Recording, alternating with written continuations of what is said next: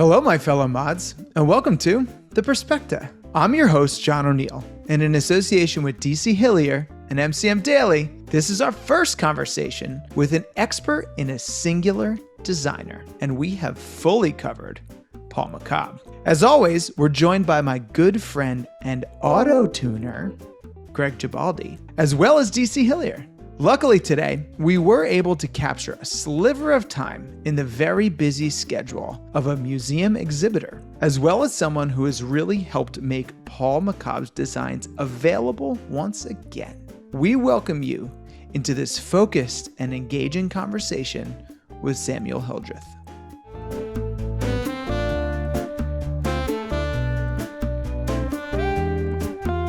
Oh, I like the background. Thanks. Yeah, great awesome. Idea. Hey. Dude, good to have you. Yeah. Was there a lot of setup and or coaching needed when you were trying to bring these folks at the museum through the setup and sort of your design that you actually laid out? So that's a good question. I asked them for dimensions of the exhibit space before I even started, and I was like, I want pictures and dimensions, and I drew it up in CAD because I had already had all the dimensions for all of my furniture because, that's what I do. I look at the catalogs and I have all that information. Yeah. So I drew it up and I kind of laid it out and was trying to tell a story with the way the flow of the room goes. Yeah. From, early on and simple designs, and then kind of working through the philosophy of his designs, and then you kind of stroll around. You get into later on in the exhibit, you see some about futurism and his sort of outlandish designs and designs for the mass markets, not just for the homes, but for industrial use and stuff too. And so that was kind of cool. I didn't have to do a ton of coaching. I handed over a lot of my documents to the museum and just said, here, do your thing. Yeah. And carefully. Yeah.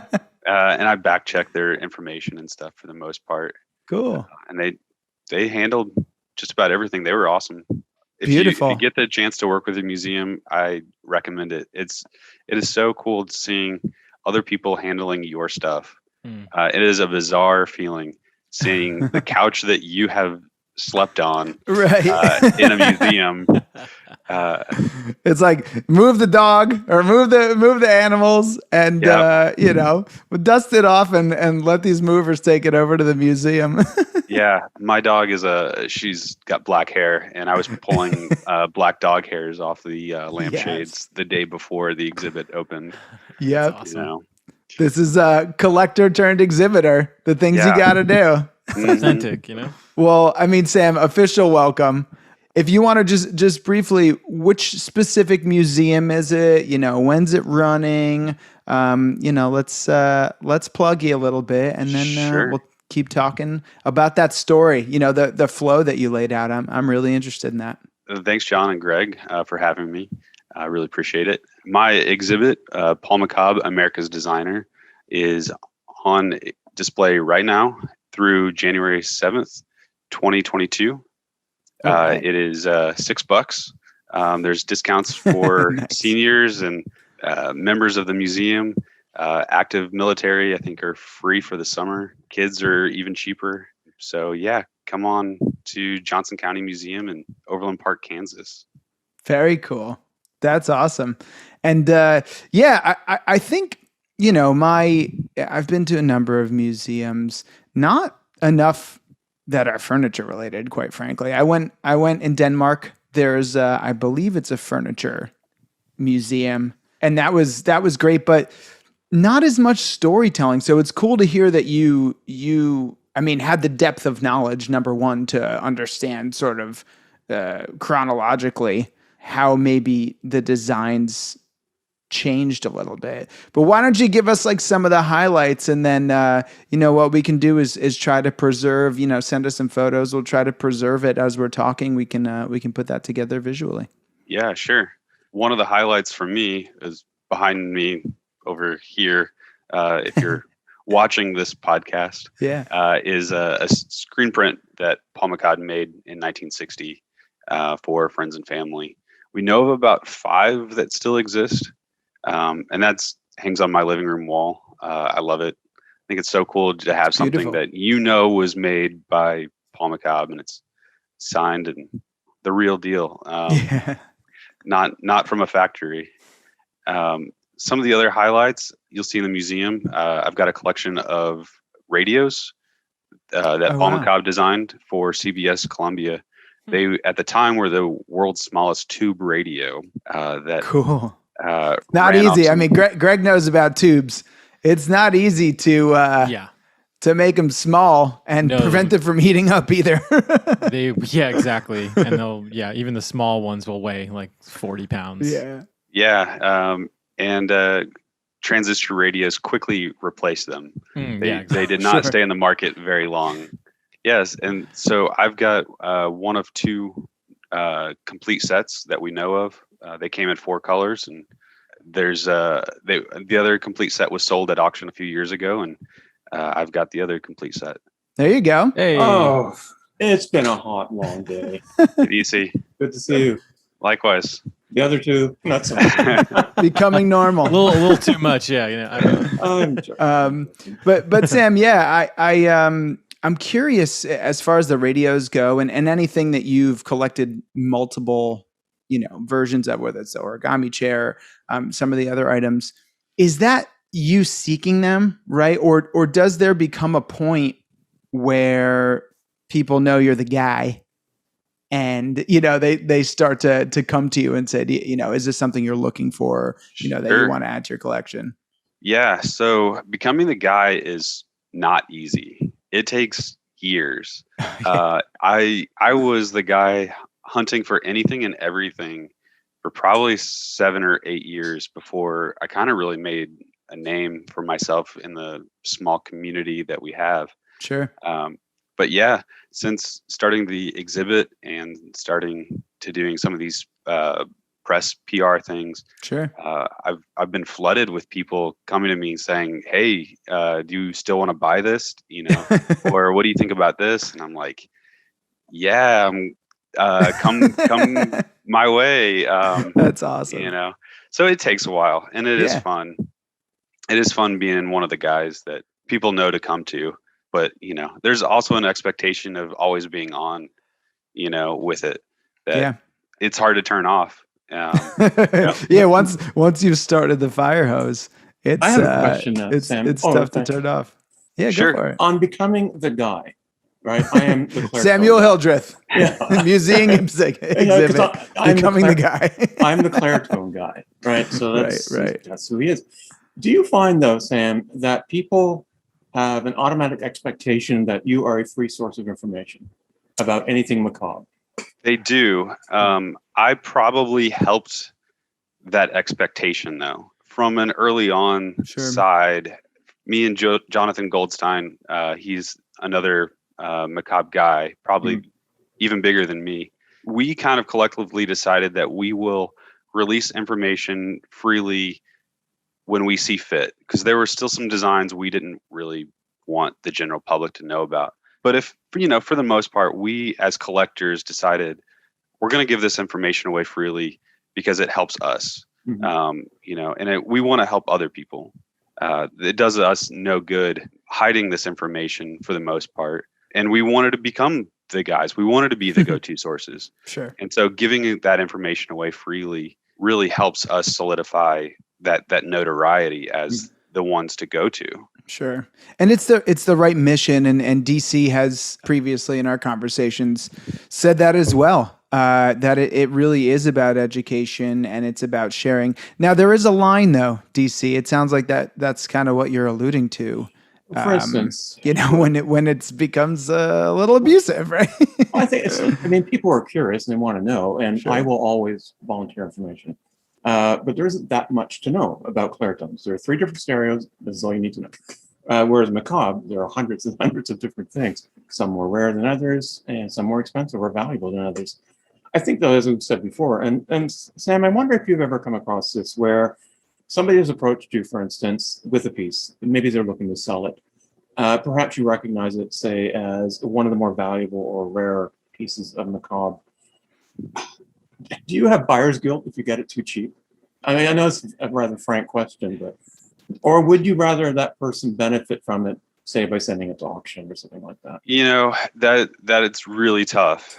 Every piece is different. I have, for the most part, not had buyer's guilt. My grandfather was an antique dealer, and he instilled starts early. Yeah. It does. We were after different things, though.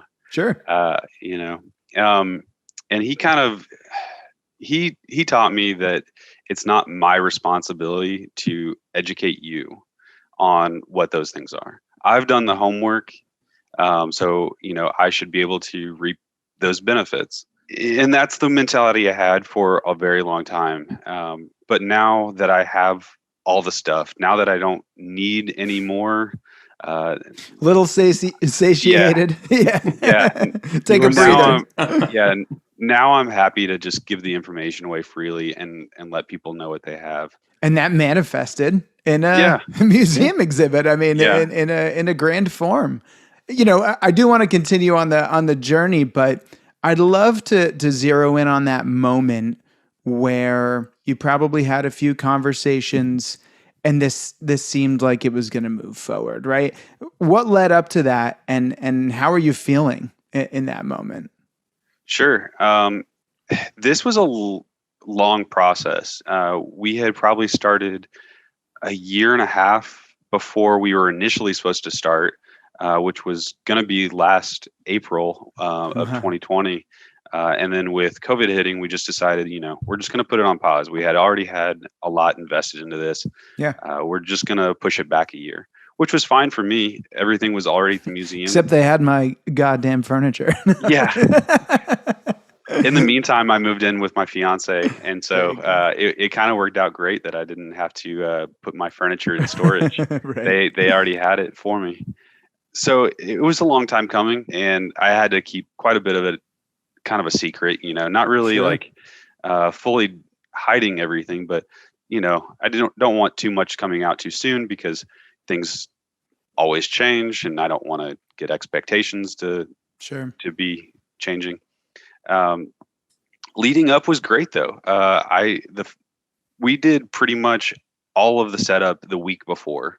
Exhibits come and go, and you don't want to have your exhibit space empty for very long. So they really set up everything in a week. The kitchen cabinets were in my basement on Tuesday, and then were set up the next day in the museum with the movers. But Did they actually hang them? Was it? No. So okay. It's completely freestanding, and it took 3 of us to assemble them.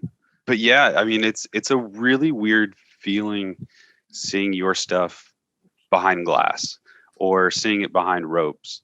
On Friday, they gave me a talk and said, okay, now is the last time you can touch your stuff for the next year. Because you don't want the general public seeing you touch your own things. That encourages them to touch things too. Sure. And so really relinquishing control over your own stuff for a year is really weird. Yeah. The odd experience. I can imagine. And you we've chatted a little bit before. You've mentioned that it really came about because of your connection with, what is it, the KC Modern organization you're part of? Yeah, KC Modern is a historical preservationist group here in Kansas City. And, we just advocate for the preservation of modern buildings and architecture and furniture or whatever in our area. And so I had kind of shopped this idea around within my group, saying, hey, I'm starting to have a lot of furniture here. Yeah, totally. At the time, one of the board members had a business in downtown Kansas City, and he had sort of a open space. And I said, hey, what if we, did a weekend show? And he was like, well, okay. And, I was willing to pay for it, but just sort of a pop-up. That didn't really work out. And then another board member works for another university around here. and they were all for it. But I would have had to pay for all the expenses, all the moving, all the set building, all the signage. And I was like, it's not worth it to me if I've got to pay for it. Well, yeah, and then the burden is really on you to do all the promotion as well. All of that takes considerable effort, time, and resource. It would have been really cool to see in an educational environment and have student eyes on it from that aspect. But really, that's why the entrance for students is only $550, right? I mean, yeah, right. And then another board member finally chimed up and said, "Hey, I know the director at the museum. Why don't we ask them?" And they did, and they loved the idea. And 2 years later, here we are doing an exhibit all on Paul McCobb. For real. No, that's awesome. It's great to hear. Look, I think you sort of have to put out your intentions pretty early. I mean, DC knows that I certainly was persistent about our sort of vision here. And I said, I had a plan for you. I would just ignore you till you go away. And you didn't go away. And I had talked about doing, and I had talked to you about it, but doing a YouTube channel. And then when you came around and you had this plan, like you have this, here's a 68-page dossier of my plan to do this. And I thought, I think I said, this kid might be onto something. Let's do it. But I wasn't going to do it. It was going to be your project. You get to choose most of the guests, for instance, stuff like that. And I'm here just to be annoying and swearing at the computer. That's what I'm for. Sam, you need partners, and it sounds like you really found a great partner, a great home temporarily for your stuff for a bit. So, congrats on that one project you have. Yeah, going. Thank you. I can share the experience because when the Clairton show took place in 2008, half of our collection was in the show. And we didn't put on the show ourselves. It was done for the launch of the book, so they took care of it. And it is a weird thing when there's a red velvet rope around the stereo you listen to every day. But nobody was following the rule that you shouldn't touch the equipment. So speakers rotate. People would grab them and turn them. And I remember because I was looking at when we got our main stereo home with all the other stuff back in the storage, there was a dent in one of the speakers, and which is nothing. We get them dented all the time. Part of restoring them is taking the dents out. Sure. And however, someone did tell me when they were vacuuming or something around. It wasn't it was actually someone who worked at the museum that did it. And but it was nothing. But it is weird have your stuff somewhere else, the stuff that you treasure essentially. But hey, people got to see it. That show was visited. I don't know, 80,000 people went to see that show. So, wow! And we had a few good sales came out of that. So amazing. Anyways, this is Clairton. We're just sick of it now. Well, they're probably you got to stay in that honeymoon phase with this stuff. Are you ever going to be tired of McCobb, Sam? As long as you can. That's a good question. I don't know that I'll ever get tired of his designs. I may get tired of owning a few pieces. Or owning too many pieces. But I've never gotten tired of looking at his designs. There is a design of his that is absolutely, it's so minimal. It looks like a line drawing, and it's his wrought iron vanity. And it's just, it does look, I'm sure you know what I'm talking about, but it is such a striking piece of design where you say, what is the absolute minimum you can make an object? And if you think about it, I'm looking at it going, oh, it's like the Soviet deconstructivist almost. Give as much volume with a little mass as possible. Do you have that one, Sam? I do have one of the mirror vanities right now. Cool. That's part of that. And I'm acquiring a shelf from the same line here pretty soon. Now, will you sneak that one in the exhibit once? It's probably fully locked, right? Yeah. So a week before the exhibit was supposed to start, did start, someone came to me and said, "Hey, I have these lamps. Would you want to buy them? And can you get them into the exhibit?" And I said, "No, we are locked. I would love to have those lamps." But I think if the museum director, if I asked the museum director one more time about adding something, they'd wring my neck. Yeah. No, it seems, you really set it up. It seems like as a room, I went to an exhibit at the Museum of the Moving Image in Queens, and it was a Mad Men exhibit, and they set up Don Draper's office. And I really do think that it helps you to feel the full environment and the atmosphere when it's set up that way. And it seems like, going back to the storytelling, that was really purposeful. Do you sort of go room to room? As you're walking through? We would have loved to have done that. We just didn't have the space for a lot of rooms. So at the back of the exhibit space, we have set up a dining room, kitchen area, and a living room. Very cool. Within the museum, there's actually a whole house that was brought in to the museum. It was a all electric house. So it was one of the first houses in the county that was electrified. And it was sort of a promotional thing, right? So you'd come in and you'd walk through the house and feel air conditioning, and you'd push a button and the painting on the wall would slip behind the wall and reveal a television. Is that the Westinghouse all electric home? Yeah, so there were several of them, cool. But yeah, we have one here in the museum. Leave it to DC. Well, the slogan, live better electrically. Yeah, they let me bring in some of my macabre items into the home as well. Cool. So cool. Dishes and a chair and a lamp in there. So you get to really see like it in more of a true environment. Yeah. Whereas in the exhibit space, it's a really clean, well lit showroom type atmosphere. But in the all electric house, it's more of how people would have actually lived with the furniture. That's great. So you mentioned Mad Men. Actually, the producer, one of the producers of the show, she contacted me and said, we'd like to have a Clairtone, a Project G, on the show.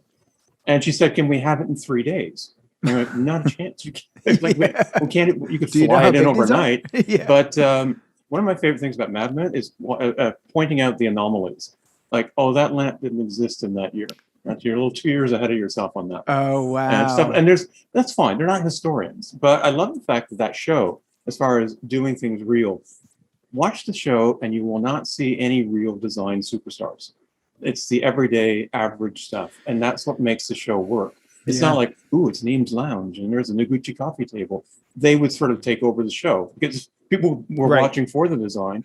So why not have something more background? Most design, Middle America, was just everyday stuff, and that's sort of what they tried to focus on in the earlier years, especially. It was a big inspiration for me, absolutely, in advertising, and then subsequently really helped to fuel my obsession. I guess we're at obsession, right? We started a podcast. It's real here. So Sam, how do you find running the Mid-Century Modern Group? How do you like herding those cats? So the Mid-Century Modern Group it's been fun. I'll say fun for the most part. You almost went like this. Yeah, I want to know about the drama. Let's be honest. Yeah, let's make some good TV here. It's up to 132,000 members right now. We hit 100,000 not too long ago. I think early last year we hit 100,000 members now. So we're growing pretty quick. It's changed a lot. When DC was first started, there was no admin controls, not a lot of admin controls. And so everyone just posted anything and everything to the group. Since then, Facebook has gotten a little bit smarter, and we have been able to filter out what gets allowed into the group. Sure. And so we, as admins and moderators, sort of. Oh, you're saying there was no control. There was available. Not really controls. Oh, wow. You could delete comments and posts after the fact. Sure. But when it first started, you really couldn't approve posts. And so now we have that function, and we can sort of filter out things that shouldn't be in the group based on our guidelines. When I was the admin there, you spent half your day just deleting inappropriate posts. That's all. You couldn't. Again, to have the pre-approval would have been amazing. I tell you that. But yeah, it's a lot better now. I don't run any group. I just run my page right now, which also has similar controls as well. It's just a lot less of a headache. Also, if I'll never ever want to be asked, is this MCM ever again? Yeah. Luckily, there's been a few Facebook groups that have started that sort of help answer that question. Yeah. I tell you, go to the identification groups. I would love to know how many spin-off groups from the MCM Daily group. There was a lot of people that one person started a kitsch group. She's actually very nice because they saw mid-century modern as being fun and, a little more kitschy, as I say, and, atomic. That was sort of the thing they were looking for. Whereas I came in with my sort of sensibility of history and teaching and education, and that went over like a lead balloon. You got to do a little bit of both, right? And that's right. And a little flash. Sam, you and two people into being educated are just doing a great job. The group seems thank you. Way less formal. People seem a lot happier there. I mean, you still get a level of snark that only that group can produce. But it's amazing. Good job, guys. Yeah, thank you. I won't name it, but there was another Facebook group created that was sort of in retaliation from all the people that we kicked out of the group. Oh my God! Really? And that must be an awful group. It's like the He-Man Woman Haters Club. Yeah, they were not very He-Man moderators with hatred club. It's calmed down quite a bit now that we do have the control of allowing more filtered things through the group. But when it was completely open and we were just kicking people out for breaking rules, they formed another group of just people who were mad at us. You remember the nickname for the group? I do know the nickname. The one we have is called All Caps. We're All Caps. Now, to differentiate us from the other mid-century modern groups. I didn't start the group. People often think I did. It was another guy who was simply documenting, living in Toronto or near Toronto, who was documenting the renovation of his 50s home. And when he handed it over to me, it was like 3,000 people. And at the time, he had simply typed in all caps, mid-century modern, 3 separate words. And I think we got to like 20,000 members. And I got so tired of people, all caps, especially in other groups, criticizing, making fun. I thought, I'm going to change it. I'm going to throw them for a loop and change all caps to regular, upper, and lowercase. But once you pass 10,000 members, once you pass 10,000 members, you can't change the name of the group. You can't even alter the spelling. So it had to stick. So, and then sort of like gay pride, you wear the name with, it's like queer culture. We're taking back the word. And I felt the same way about all caps. I'm taking back all caps. Thank you. Yeah. It's a point of pride. I don't think people really use that term anymore. No, I don't think so. Well, I did after a while. You guys won out, right? Yeah, we won. The preeminent group. We recommend everybody certainly go join if you're somehow listening to this before you've joined that group. I mean, I loaded up on groups and I treated them as my education. I got to be honest. I mean, I've always thought about. And this is kind of how the video version of this is manifested, right? Like flashcards. I want you to associate designers with, some of the prominent pieces that they've designed. And the groups do that. I mean, you got to sort through the comments and see what the right identification is a lot of the time because there's go straight to my comment. Right. Yeah, well, obviously. Obviously. But there's a lot more I don't know than I know. And that's why we're doing this. So let's good segue there. Let's talk a little bit more macabre. What are some of the other really important pieces and maybe stories behind it that you've included in the exhibit? Quite a bit of China, which I think tells a good story because it's something that you use and hold daily. Yeah. Or maybe you don't. Maybe you got the China as a wedding gift and you only used it once a year. That was way more common. It's becoming less common. But I think those objects that you use and eat off of, there's nothing more intimate than eating and sharing with company than the China. And so I really tried to show a range of the patterns that McCobb designed for, and he just has a ton of shapes with his China pattern. So I think that one tells a really good story. Yeah. My first piece that I ever acquired is in the exhibit. It's a coffee table, part of the planner group. I was gifted that table from a family friend. I helped his grandparents move into a senior living facility, and everything in their home was going to be sold in an estate sale. I didn't know what I was just taking, a coffee table I thought looked kind of cool. Cool coffee table. Yeah. Yeah, I Clean was like, yeah, lines. sure. I was a senior in college, and I needed furniture. And so I grabbed it, got it home, flipped it over, saw the name Paul McCobb, didn't know who this guy was. Yeah.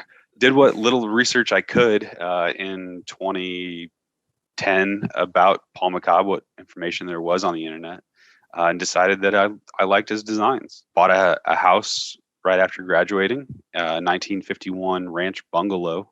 It's 900 square feet, and decided that newly made modern furniture, just didn't fit. Like, it's just too big for a 1951 house. That is a great point. I mean, some of this stuff just doesn't fit. The newer things have, and then I also similarly, I think I'm 51 as well. Little like split ranch kind of home. We're very very thankful to have purchased.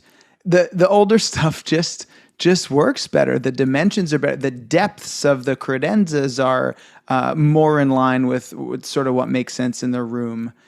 Same with bedrooms were on the small side, right? So getting a bedroom set that was all planned to sort of go together versus some of the oversized fad that's happening with bedside tables, for example. It just works better. Absolutely. So that's incredible. And that's why I decided, I got in the house and decided the scale was better. So I just started seeking it out. And that's your lens for the world, I would imagine, a little bit too, with a drafting background. Like, let's space this stuff out accordingly. Absolutely. Same mentality. Yeah.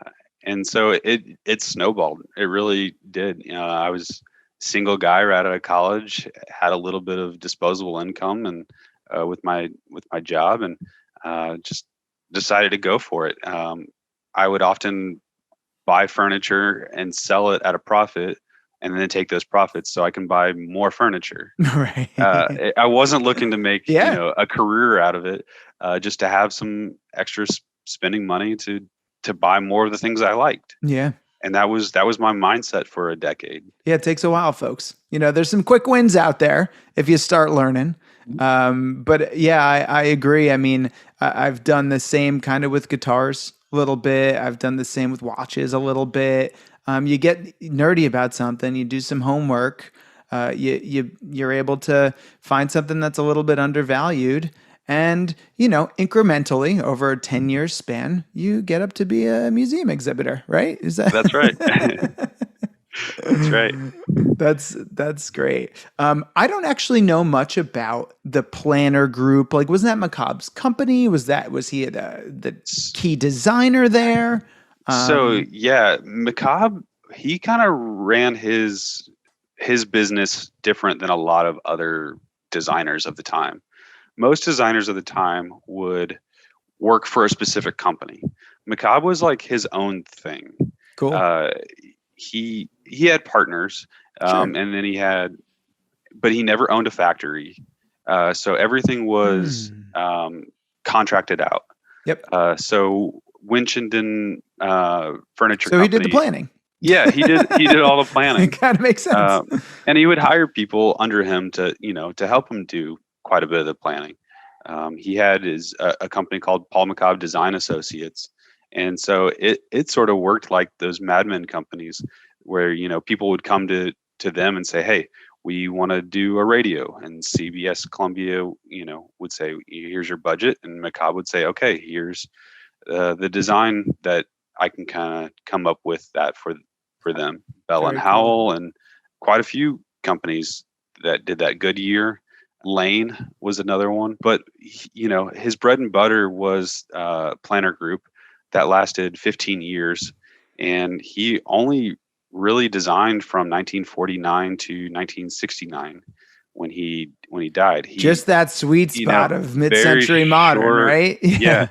Very short amount of time. But the tremendous output though. Yeah. It's really prolific. Does that come with not having to solve for manufacturing problems? Like, does that come with having a scope of a business that is about the design and not having to, establish processes and rules? You just outsource that stuff to the trusted manufacturers you have? I think a lot of it was manufacturing at the time too. Was a lot of it was done in America and very close to where McCobb was, and so Where was he based? He was based in Boston originally, Okay. and then New York, and so just the hub around there was just a great time for manufacturing, and there was so many smart people in manufacturing that could turn out things. I mean, we're talking about right after World War II. Yep. Everyone knew how to build things, and that's mid-century modern furniture came about so easily because of how much manufacturing there was after World War II, especially in the United States. Yeah. It's same in Canada as well. I mean, it's pretty much mirrored what happened in the U.S. It was a great period, of course. Also, people after the dreary years of the war, the rationing and all the things that took place, not as severe perhaps as it was, say, in England or even here in Canada. People wanted new and modern, and Americans built for Americans. It was you didn't import furniture from China then. You didn't go to the Swedish big box to buy furniture. What's sad about that is, will there be another macabre? Yeah, it's a good question. I would be shocked if there was. Companies flirt with having designers here, and from time to time, Target will pick up a designer, or West Elm will pick up a designer here and there, and and they kind of come and go. But I would be shocked if we ever saw another macabre in our lifetime that could really do the output that, just because of how manufacturing is. And manufacturing now is really slow, and we have a lot more approval processes now, and rightfully so. It's an interesting way to look at it. Yeah, a little bit more regulation and safety. Because right now here in Canada, Canadian furniture manufacturers are really taking a hit, like a lot of people, a lot of different countries, I would assume, at Chinese imports, furniture made in China. Yeah. So the Canadian government decided, okay, we need to level this out, because at the prices they can sell these things for, Canadian manufacturers couldn't compete. There aren't as many as there used to be. So outrageously, Canada just recently applied a tariff to Chinese imports that quadruples the price of them, basically making them toxic to the market. Sure. I don't know if I agree of stripping people away of the choice if they want to buy something, and then forcing them just because it's cheaper to buy something Canadian made. But I do believe that it should be. I just don't think the logistics in many ways are worth it anymore. I don't think so. I mean, you see what happened with the canal, and you've seen. I'm hoping for a backlash. I support natively manufactured. Certainly all for choice. And look, probably some of the companies that have become behemoths are not going to go away because of that tariff. But I'd like to see some craft coming back. I tell you, you go onto YouTube, you're bored, whatever. You've had a long, hot day, and you've finished all of our podcast episodes. You go on, you watch old Price is Right shows, and the furniture, it's a Broyhill bedroom suite. It's a photograph dining room suite. Oh, and it's like, it's all American-made prizes, or the furniture at least was. Yeah. And I'm thinking, why not now? Like, I love the idea is that, look at Paul McCobb, and Sam, I'm going to ask you about this. Can you think of another designer whose designs are more middle American and therefore American than Paul McCobb? No, I can't think of anyone off the top of my head who did so much for middle America in design in that time period. And the one thing about that is, when you bought a washer and dryer in 1959, that was going to be it. That's the washer and dryer you're probably going to have. It's an investment for a long time. Yeah, until they put you in the ground. And they looked at their furniture that way. I mean, some styles will change, and people obviously will sell their old couch for something new. But I doubt very much of the new stuff that you can buy now is going to be, going into a museum exhibit, or even last long enough to get into a museum exhibit. And the Paul McCobb stuff, when they were buying that, they had a lot of choice. They had a lot of different manufacturers, even designers that were somewhat affordable that they could choose from. But that stuff is still around.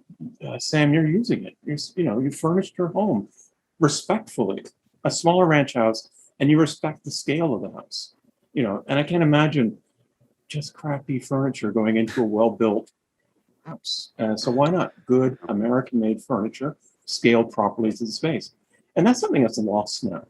And I get it too, because I live in a downtown situation where most people I know, like myself, live in a condo. This condo is fairly large, but it was built in the 80s and they were just bigger then. And most people, a friend of mine, she just got her her second place. And it is 575 square feet, 1 bedroom, outrageously expensive. All real estate throughout North America right now is really expensive. Yeah. And I actually tried to convince her, look, go buy some of the Scandinavian designs, the nicer, smaller pieces. And I believe I even mentioned, Sam, look at Paul McCobb. There's a lot of it here in Montreal. A lot of the dealers have Paul McCobb pieces. Love the handles, those old ring handles, they're kind of neat. But she wouldn't have it. She said, no, I'm going to go to big box Sweden store. No, I don't want to say the name. But and it's just what she did. And that's, how do you change, Sam, as a collector of a specifically good quality American piece, how do you go about convincing the buyer that it's worth the effort?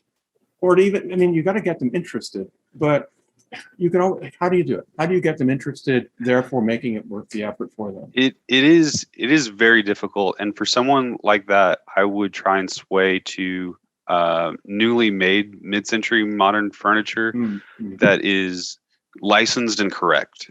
Right. So great lead up here to to your work recently. Sure.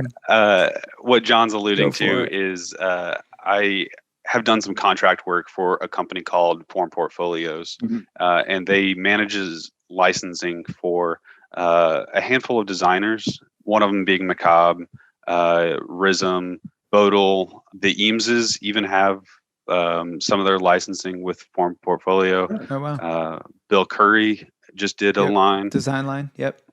So I would encourage someone to look at something like that when they're still getting newly made furniture, but they're true mid-century modern pieces. They're not mid-century modern inspired. No. They're real pieces from that time period. It's not used furniture.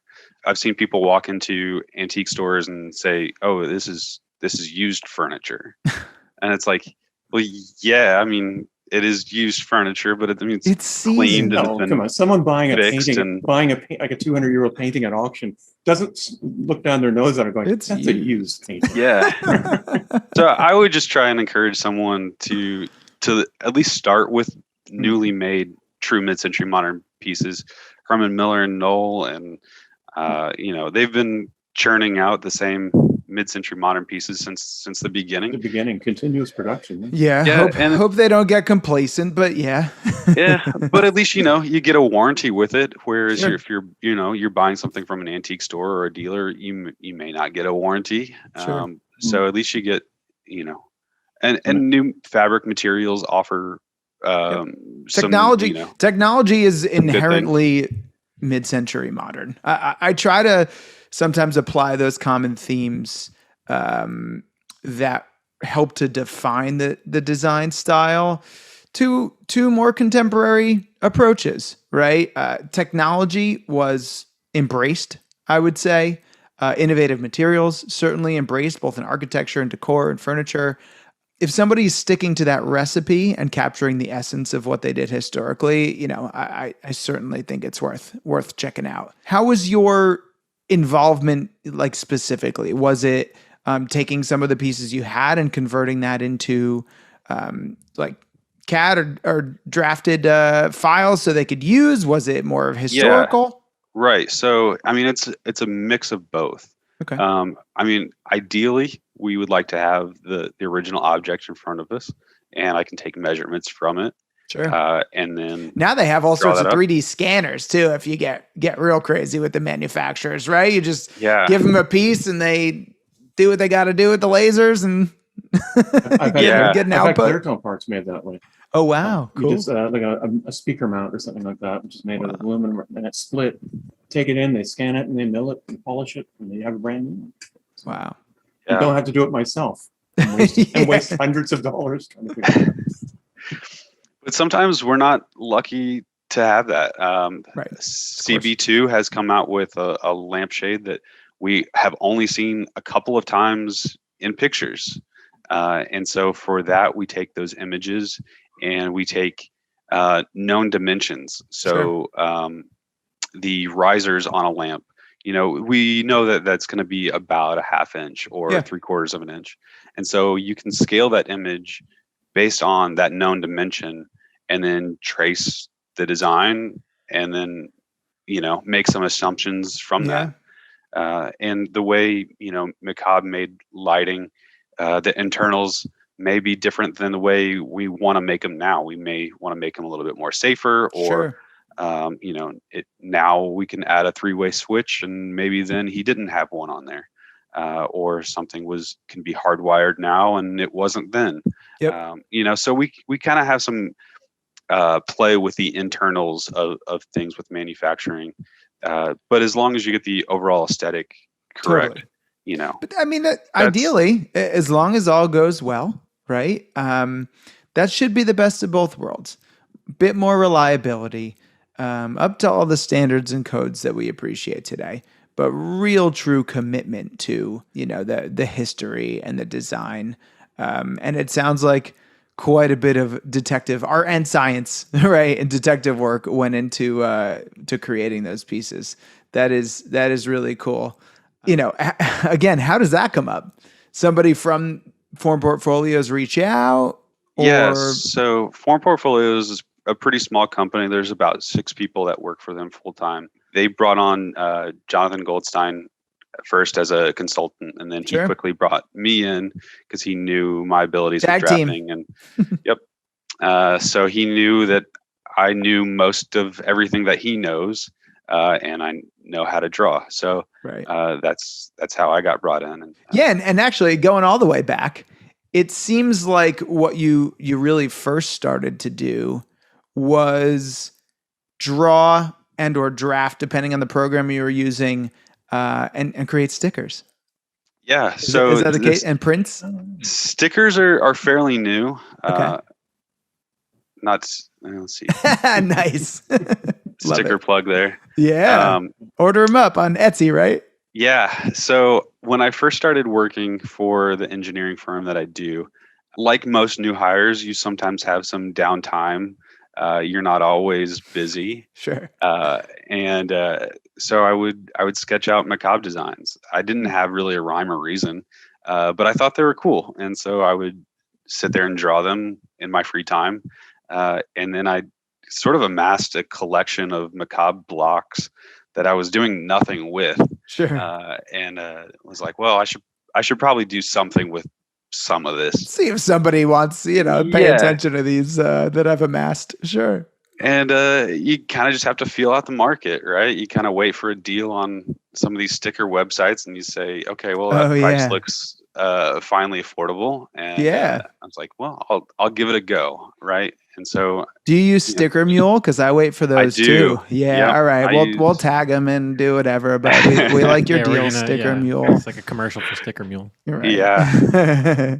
Great quality though. I gotta say, it's quick turnarounds. All right. Sorry. Yeah. No, they've band stickers.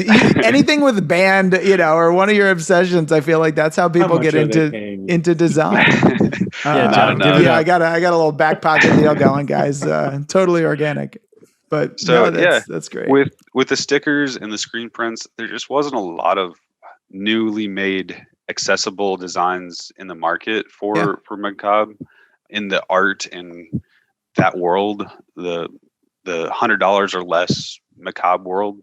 And so I kind of wanted to just test the market, see what was out there. And, I don't think I could retire on any of the stuff that I'm selling.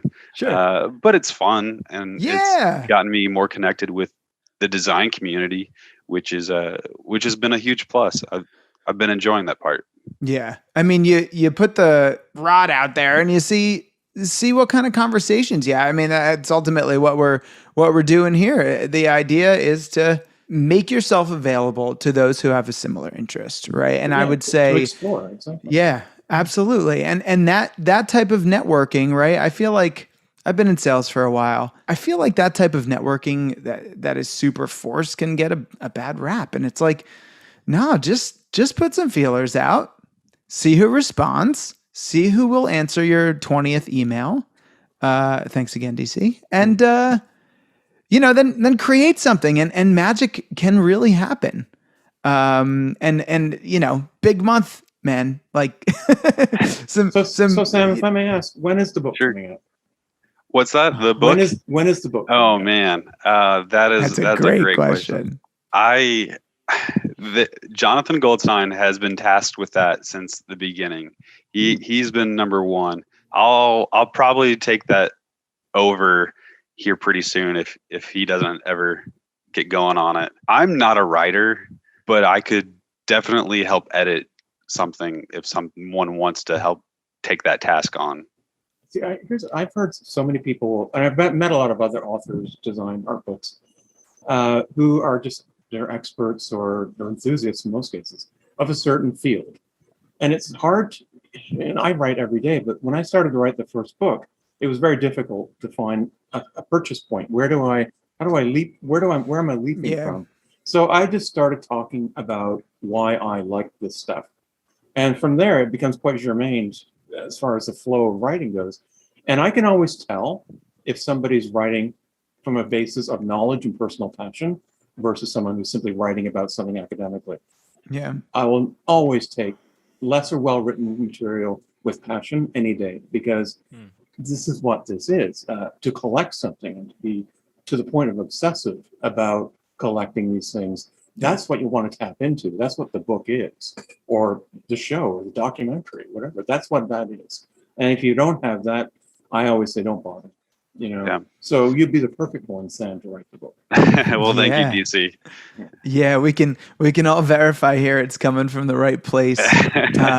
Absolutely. No, Sam, I mean, it's been awesome. Two more quick little things. Sure.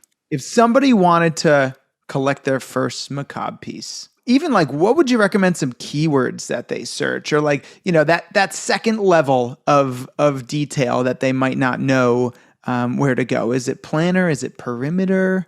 I would start broad. Okay. I would just start by searching macabre, and I would start searching it with incorrect spellings as well. Yeah. If you're trying to get a deal, pro tip. Just leave the Paul out. In the macabre world, there's not that many macabres out there. You can filter out the few baseball players or authors or whatever that also share a macabre name. He's small enough that you have that luxury of just searching for macabre and you'll get a ton of hits. But then search for other things like directional furniture. Sure. And then some of the brands that he worked for, like Lane. What's the Lane line that he worked on? So he did three. Yeah, he did three furniture lines for Lane. I didn't know this. Let's see if I can remember. Signature, Components, and someone's gonna shoot me for not remembering the third one. I keep everything in a not a phone Jonathan. Yeah, right. So they were midline range furniture. Part of the journey, though, part of the story. Absolutely. And then just start searching for those other keywords like Mutchler or CBS Columbia, L. Anton Makes, the other fabric brands, or Riverdale. Those pop up. So just keep your I've never heard of any of this. So that's second level. Yeah, cool. DC is like, come on, John. Wow. That's very cool. Any quick flash of a couple chair models that you really, really love? I really love Planner 1535. That may be his most iconic chair. It's the one that I have made a sticker of. Yeah. It's hard to say what is iconic in Macabre's world because he did so much. Sure. I really love the high back chair for the Predictor group. I think that one's really classy, cool chair. Anything in the symmetric group is really cool. That's probably more DC's speed, the more curvy lines, more 1960s sort of feel, bright colors. Those are probably the top actually. three. I mean, I don't understand the chair. I do like. Sorry if I may. Oh yeah, go for it. The chair. I think it's like the strangest looking chair, but I really like it. It's the shovel chair. Yeah, that's a great looking chair. You'll never see another chair like Is that the same as the origami chair? I feel like they look like No. shovels. Maybe not. Okay. It's like I think it's a ladder backed, and the seat curves upwards at either edge, either side. Just it's a neat look to it. It's a neat balance to it. There haven't been too many macabre knockoffs in the modern world, No. but that one did get knocked off. There Huh. was someone in the New York area who was making knockoffs of that chair. Because the dealer was trying to sell a set of 4 knockoffs here as real ones. I'm going, if those are real, they never got out of the box. Luckily, we have the meme lords for that. Shout out to Northwest there. They've been supporting us. I don't even know who this person is, but we've been chatting on Instagram here and there. So the one last thing here, I do want to try to make that more formal in the podcast moving forward. Who would you nominate to bring on the Perspective podcast that you can help put us in touch with? I really want to hear more from Chris Wang. He is the other admin for the Mid-Century Modern group. He has probably a more interesting backstory than I do, for sure. I think he's a super interesting guy, and I would love to hear more from him if he's willing and able. Does he? I think I follow him. Is he into ceramics? Is that part of his collection? Okay. Yeah, he loves weed pots. Yeah. And Him and Seth Rogen will try to have on. Oh, Yeah. I'm not sure if this is true or not, but wasn't he also in a hip hop group? He was. In the 90s, yeah. Right. Yeah, he was part of a trio called the Mountain Brothers or the Mountain Bros or something. Based out of Philadelphia. And hey, Sam, thank you so much. It's been you guys awesome. so much for having me. Really appreciate it. Congrats on manifesting all of this, and keep it up. Thank you. Call me anytime. Yeah, will do. All righty, take care. Have a good night, guys. Thank you so much for tuning in and learning more about Paul McCobb. As you can see, if you do your homework and stay committed to your craft, you can reach great heights in something you're truly passionate about. If you happen to be in and around the Kansas City area, stop by Sam's exhibit. And right now, go give him a follow at Samuel Hildreth on Instagram. Briefly, we really love what we're doing and hope you do as well. If you have a moment to tell a mid-century loving friend about our podcast and go subscribe yourself, we'd really appreciate it. Thank you for being with us and stay tuned until the next mid-century.